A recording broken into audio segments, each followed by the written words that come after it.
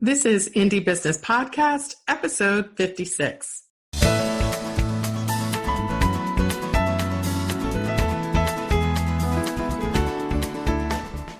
Hello and welcome to this episode of the Indie Business Podcast. I am your host, mentor, and coach, Donna Maria, the founder and CEO at IndieBusinessNetwork.com and the hostess of the Indie Cruise Retreat and the Maker Mastermind Experience. My goal is to help you build a solid business foundation, increase your income, and use your business to create the life you love.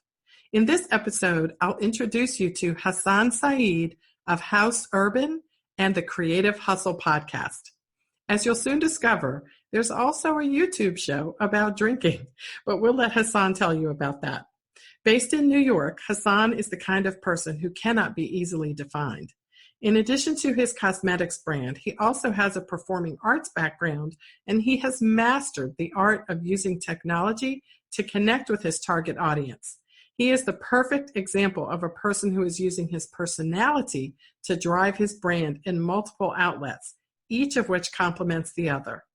In this episode of the Indie Business Podcast, Hassan shares how he got started in business and how he is using his personal brand to attract, entertain, and influence his chosen target audience.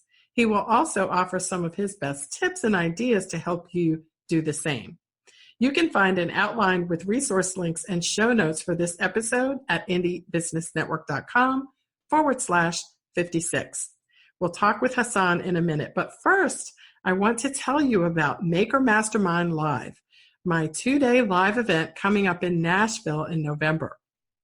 If you're a maker with an emerging business, basically early in your business, or you have an idea for a business, but you need help getting things off the ground, this is the event for you.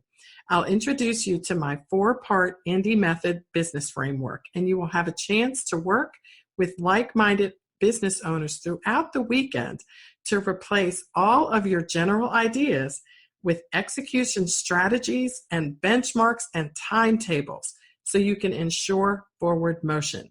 You'll leave with a written business plan for the next 90 days of your business. You'll enjoy business critiques, collaborative idea sharing, and a chance to attend my mastermind dinner and get your own mini headshot photo session with a Nashville photographer.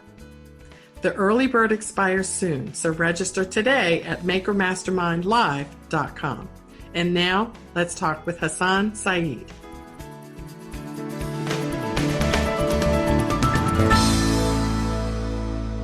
Hassan Saeed of Haus and Creative Hustle podcast. Welcome to the Indie Business Podcast today.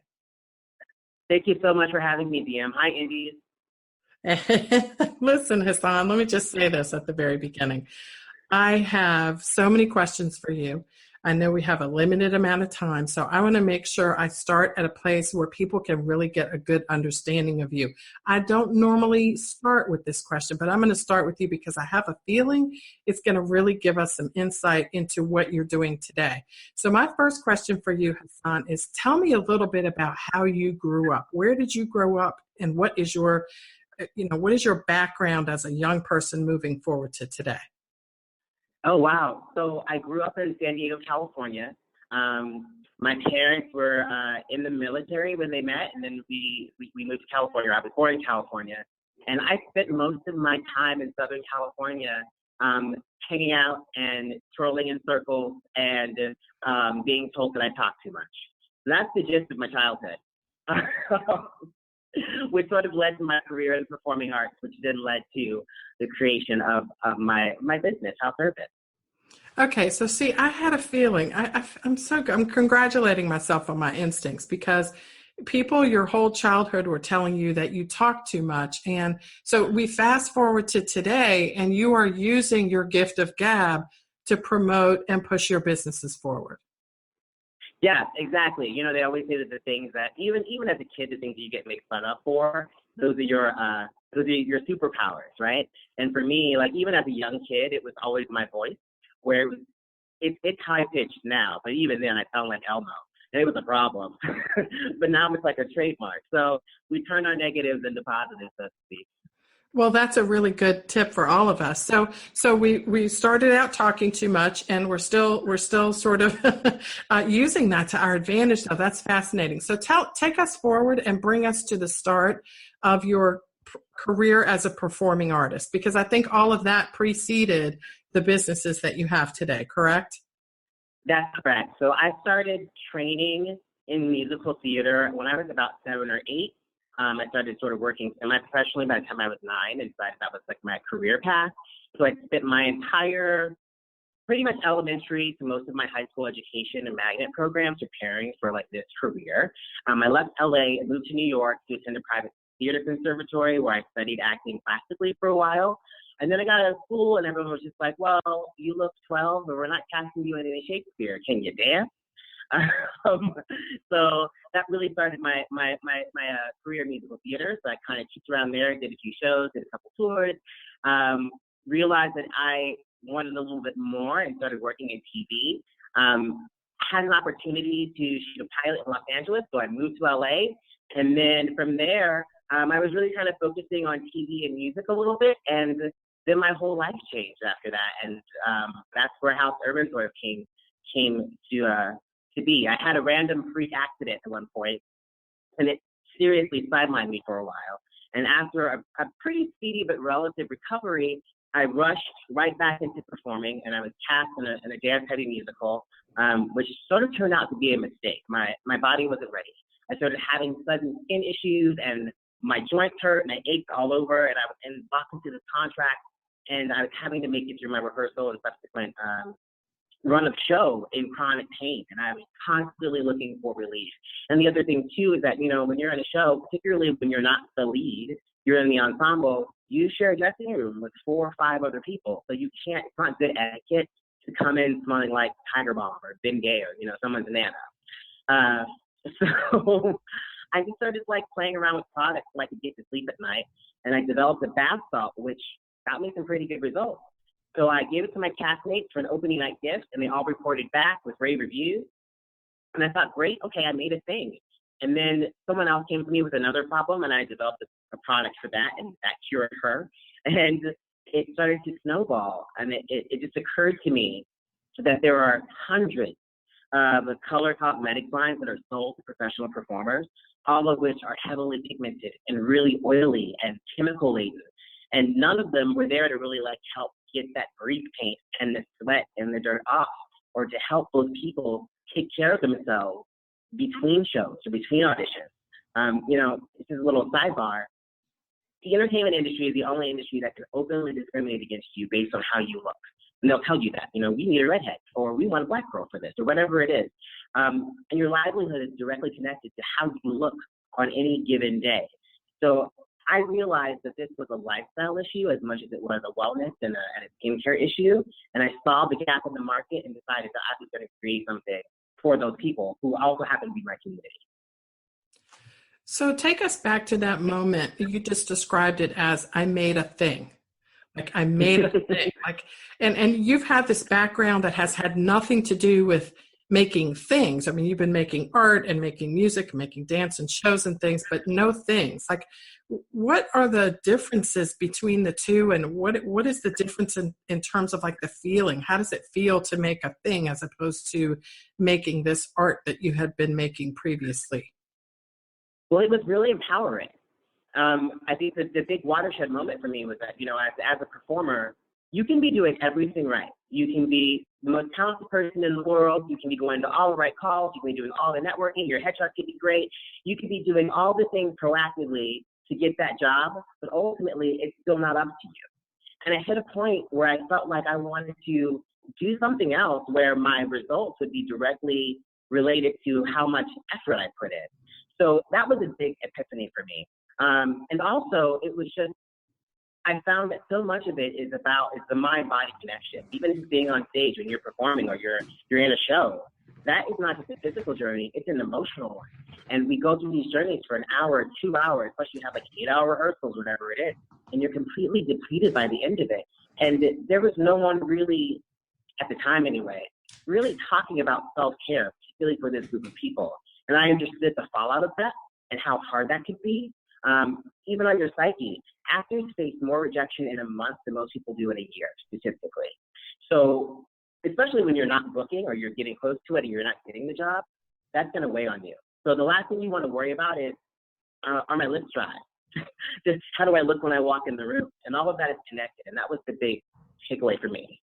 So I hear what you're saying too, and I would imagine that, I mean, as an entrepreneur myself, I get the not taking care of yourself part, but now that you're sharing so clearly what it's like to be a performer, I would imagine that they don't stop at all. I mean, they're got to be on the move all the time. And so the products and the idea and the message that you have that is delivered to them has got to make them sort of turn their heads and just really pause for a second and ask themselves, what am I doing to myself and why am I doing all these things? Yeah, I like to think so. And a lot of the time too, the reason why the brand is called Haus Urban is because it's for the way that people in major cities live and all of this struggle and kind of glory that comes with that. But also house meaning home. So many of those performers are not at home. They don't have the creature comforts of their home or their favorite place where they go and pick up their stuff, right? So it was also a matter of making sure that people who were on the road, who were on national tours or world tours, had the things that they needed so they could still maintain a level of comfort even when they weren't at home.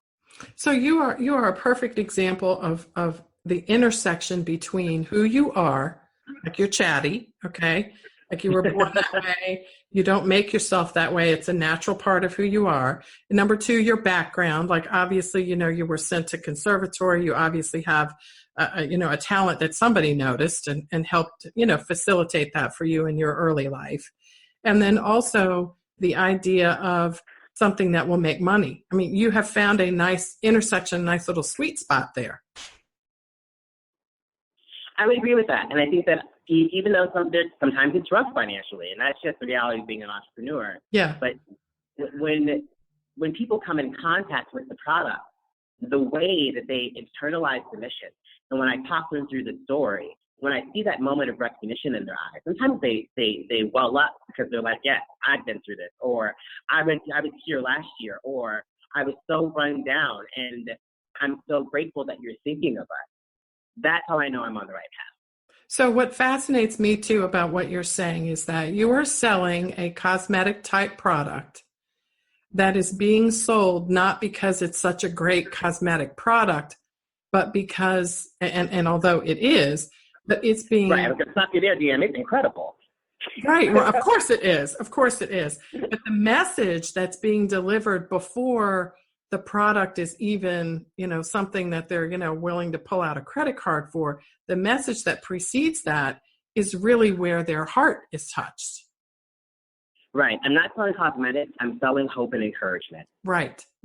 So talk to us a little bit about how that has happened for you, because I know your business is not new. You've been around for a bit. I don't remember exactly when you started, but I know I've seen you around for a while. Tell us a little bit about that journey. Like, is that something you knew immediately at the beginning, or did you kind of figure that out as you went along? That was a light bulb in the beginning, but I didn't know anything about the category. Even in the development of the product, I was only trained to count to 8, so I had a lot to learn. And it took a while. Like you said, I've been in indie for a long time, for almost 6 or 7 years.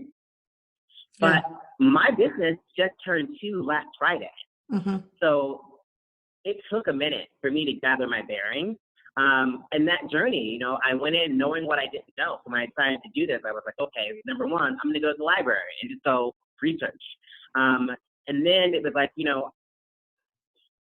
I needed to figure some other things out. So I even put out requests for proposals from consultants for people who've done this before. Mm-hmm. And I got the invoices and they were 6 figures. And I was like, oh, no. I have to figure this out myself. And it sounds like you've done that, and you've done it partially, it looks like, by being around your target customers. Like your lifestyle is around them. So there are obviously natural opportunities for conversations about their lifestyle to come up, and you can relate to that. And, oh, by the way, I have a product that fits exactly what you're describing. Well, that was the key. And it took me a while to understand that I was the authority. Mm-hmm. I think part of why it took me so long to launch too, one of the things I was up against initially was I'm not qualified to do this. I'm not a chemist. I'm not an esthetician. But once I got clear that, I knew who my target market was, and I was them, and I understand what it's like to be on the road. I understand what it's like to have to work 15 hours in a dusty theater or to be exhausted after a 12-hour shoot, that it didn't matter. I was the authority and I was the expert because I decided that I was, and that was key for me.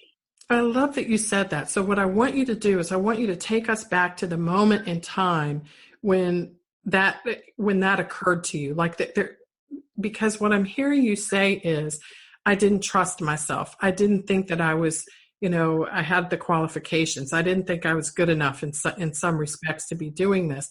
But what you just said was that you were an expert and you had to embrace that expertise and learn how to convey that.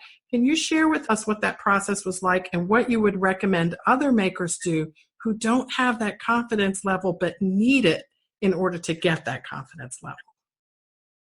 It was so important for me, and when I look back on that time, it was a matter of just being able to openly talk about what it was I was doing and what my dream was and what I wanted to build.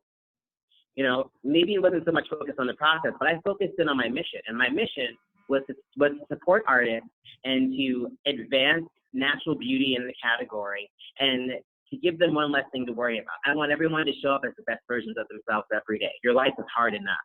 And the more I decided that's what it was and I led with that, the rest sort of fell in, right? And then we can talk about avocado oil all day after that.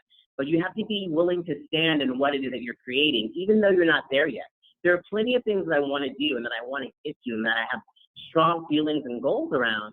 But in the meantime, I can still talk about where I'm at today and why that's important and how that's a bridge to where I want to be. So I think that indies and entrepreneurs in general have to learn how to enroll people in their vision.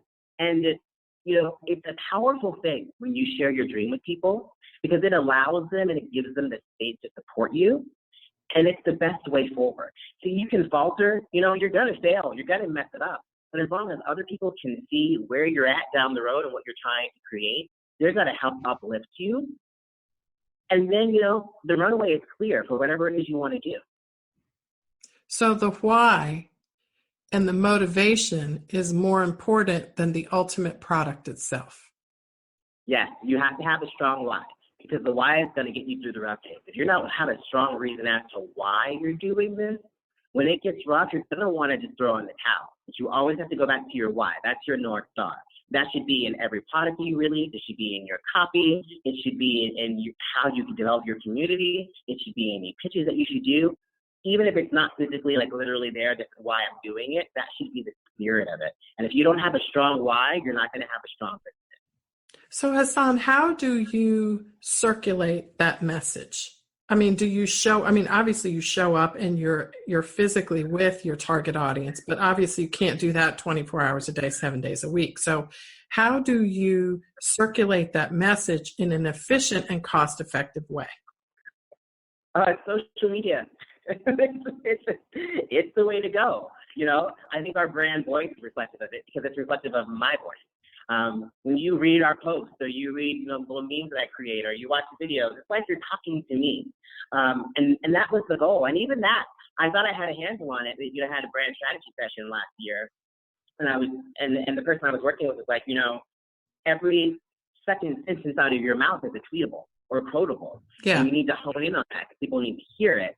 And it changed my approach to content development and marketing. But social is really important for me because it's where everyone lives at this point. And it's the best use of your marketing dollars if you have any. And it's the best way to control your own narrative as well. Right. I so agree with that. So I'm on your website now at Haus Urban, and I see these amazing pictures. The imagery here is it's just so unique. And then the top of your website says, "The house bunnies await your arrival." We are waiting for you, but it's like, most newsletter subscriptions are like, subscribe to our newsletter, get our specials first, get a 20% discount, and so forth. But you've managed to basically say something that I could hear you saying right here as I talk to you. We're house bunnies. We're waiting for the other house bunnies to arrive, and then we can start it. That's how this seems to me. It's very inviting to the people that you're talking to. Yes. Yeah. I look like for me, art, smell like love. I just it's so creative. And I mean, do we have to be a trained artist to be this creative, once we know our why, does it come more naturally? well, so the question is, do you have to be a creative to what I now? mean, you have this obvious creativity about you because of how you've been trained and obviously yourself naturally. What would you say to people who just don't feel like I'm creative when I'm making lipstick, or I'm creative when I'm making shampoo or candles or whatever it is that I sell, but I'm not creative when it comes to, putting all these pieces together and, creating a message for my market and so forth. How do you encourage people who don't have this creative background that you have, Hassan, to be able to do that? Well, one, I think it's practice. You have to force yourself to sit down and to have a conversation with yourself. Whatever it is that's driving you to make the lipstick or make the candle, something is inspiring you, right? You didn't just wake up one day and was like, gonna make lipstick today. Right. Something drove you to make that lipstick. Something drove you. You were somewhere in someone's kitchen and you smelled that lemon and basil and you were like, I need this in a candle. And Right. you got to work.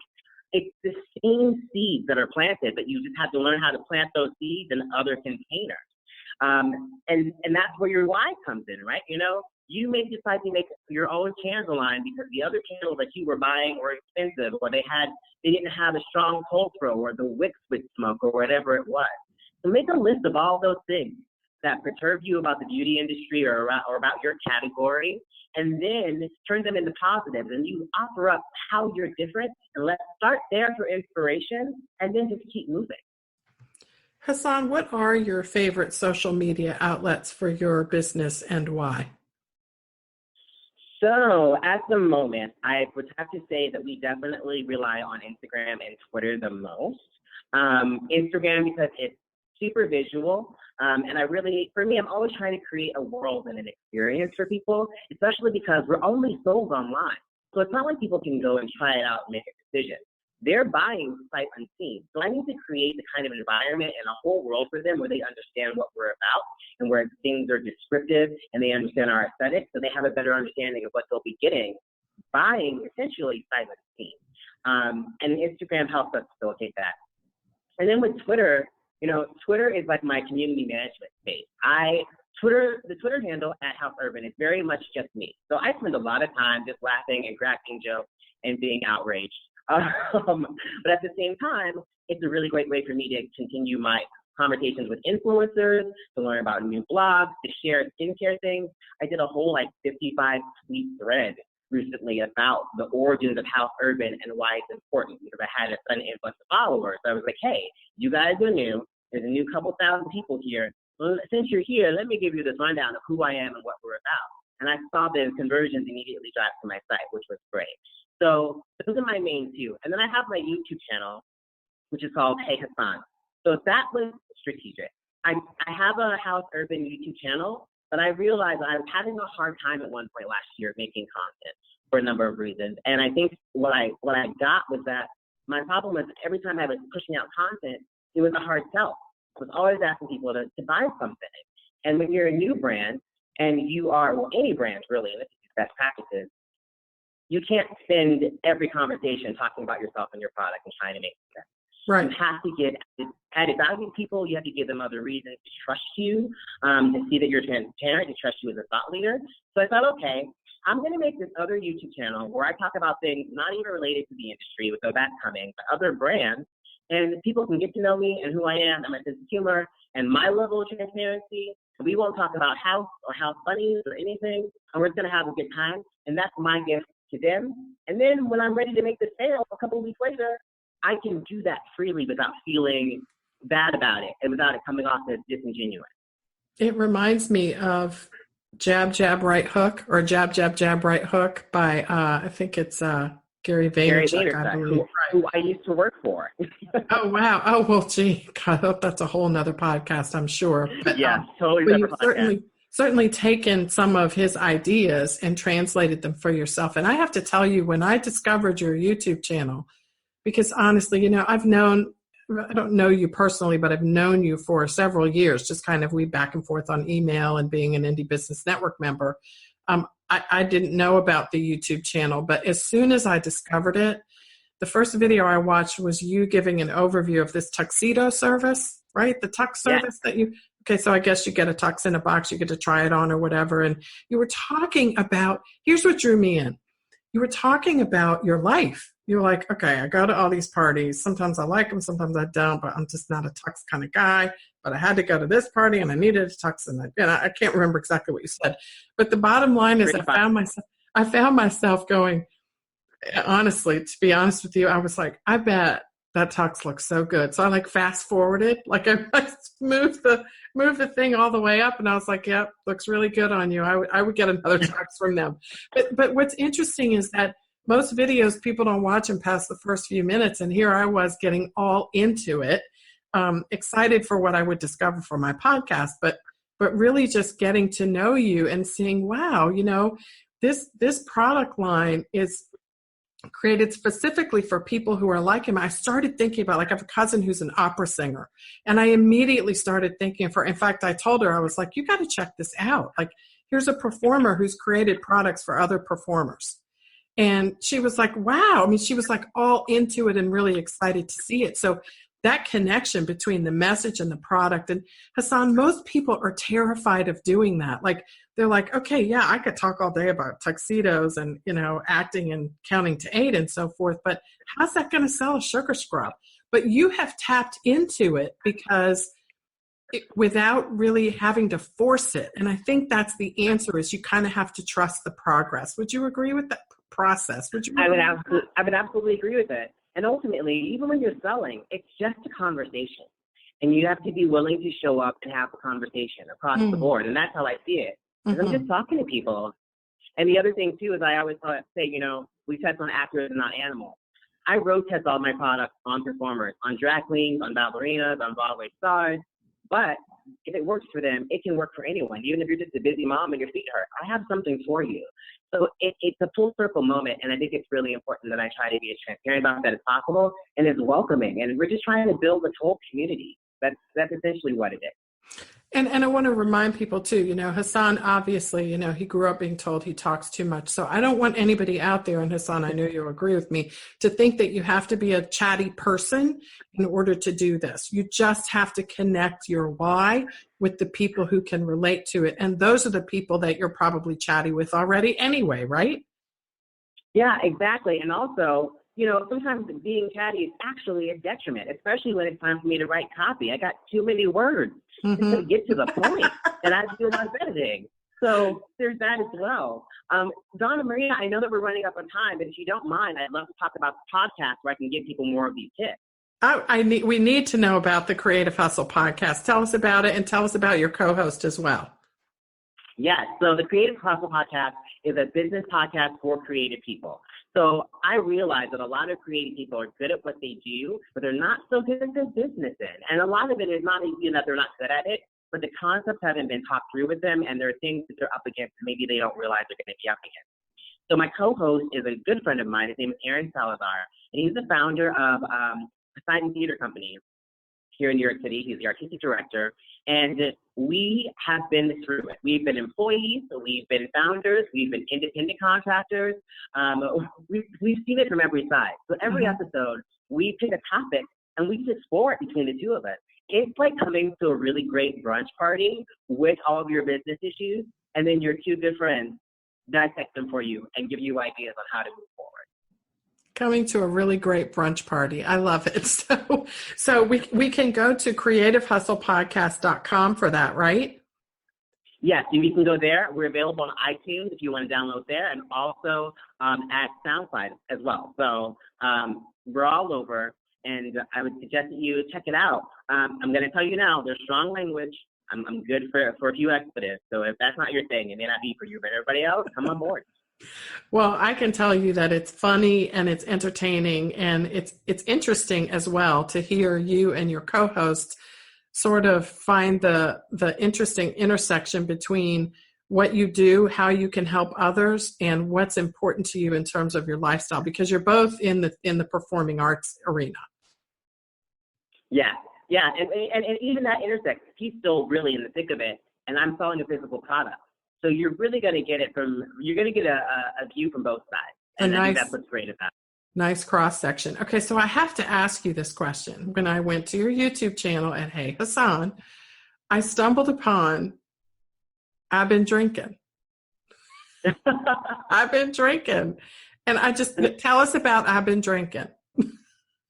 So I've been drinking is a series that I started just out of sheer curiosity. You know, you go to the store, like every time you go, there's a new beverage, right? And you're like, what is this tea? What is this energy drink? And you're like, well, I want to spend $4 or $5 on this and find out, and it might not be good. That's where I come in.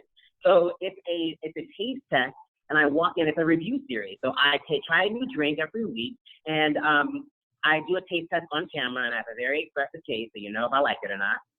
And then I rate it I have a 5-star rating system, and I tell you whether or not I think it's worth your time. It was just a thing that I've been wanting to do for a long time, and it's a good excuse for me to buy all the beverages, and I went with it. And also a good way for me to add value to my customers without them feeling like they have to buy something from me. So it was a nice little dovetail into just getting to know people better and giving them free information that they might not otherwise have. I love that. You just hit on something. It's a good way to interact with my customers and be of service to them without them feeling like they have to buy something. I love that. So the bottom line here is you got to be creative. You got to try new things, and putting yourself out there with your message behind you as your platform is ultimately going to get you to reach your target customers. And that's when you have an opportunity to sell your products to them. Nailed it. That's exactly it.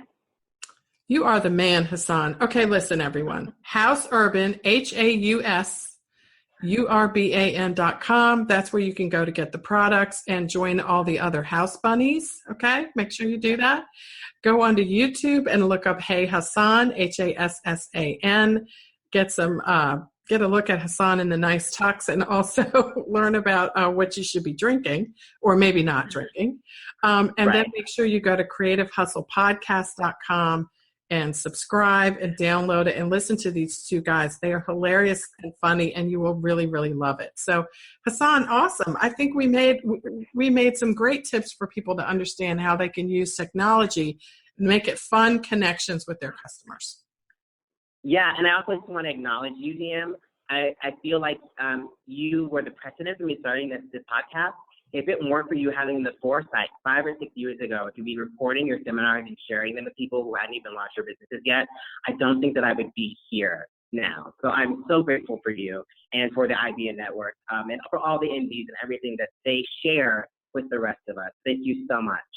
Hassan, thank you for saying that. I feel like it's such a wonderful connection. The world is getting smaller, and it's just such an honor to have an opportunity to meet you more personally. And next time I'm in New York City, I want to see you. I want to see you perform somewhere. That would be so exciting. Well, that's not going to happen. I'm retired, but I can find you a good show. Okay. And then maybe we can go have a I've Been Drinking episode together. That would be fun. Exactly. All right, Hassan, thank you so much for joining us. We'll see you next time on the Indie Business Podcast. Take care. Bye-bye. Thank you.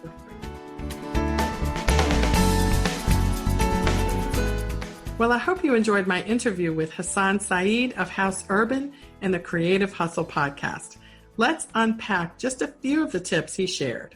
Number 1, know your why. As Hassan said, you didn't just wake up one morning and decide to make something. There's a story there, a real experience, and sharing that with others is one of the ways you will positively influence people to purchase your products. Second, use social media. Hassan said that social media is the best way for you to get your message out there today. He loves Instagram in particular for how visual it is, but he also uses Twitter and YouTube, and a lot of makers say they don't like those. You know, everything doesn't work for everyone, but don't just push away opportunities to have conversations and fun with other people without making them feel like you're trying to sell them something all the time. Hassan has started to do that, and it's working well for him, he says. So definitely take a look at different ways that you can engage in conversations and not just rely on imagery to get your message across. And number 3, don't be afraid to be the authority. Hassan said that until he embraced his position as the authority on the topic of cosmetics products for people who perform, he found it difficult to position his products for natural sales opportunities. I love how he relates to people by allowing them to see themselves inside his story. Well, if you enjoyed this episode, be sure to share it with someone you know and help spread the word. This podcast is all about you and the indie business revolution because you are breaking the mold of traditional entrepreneurship and creating success on your own terms. I'm so excited to be on this journey with you. You can catch every episode of the Indie Business Podcast on iTunes, Stitcher, or your favorite podcast streaming app. And of course, you can always find each episode and the entire audio at indiebusinessnetwork.com/podcast archive. And if you're listening on iTunes, won't you do me the honor of rating this podcast? It helps me so much to know that you appreciate the amazing people and stories featured here. You can also share episodes from indiebusinessnetwork.com/blog. You can share those to your favorite social media outlets. I will see you on the next episode of the Indie Business Podcast. In the meantime, break all the rules, build your own corporate ladder, and create the life you love.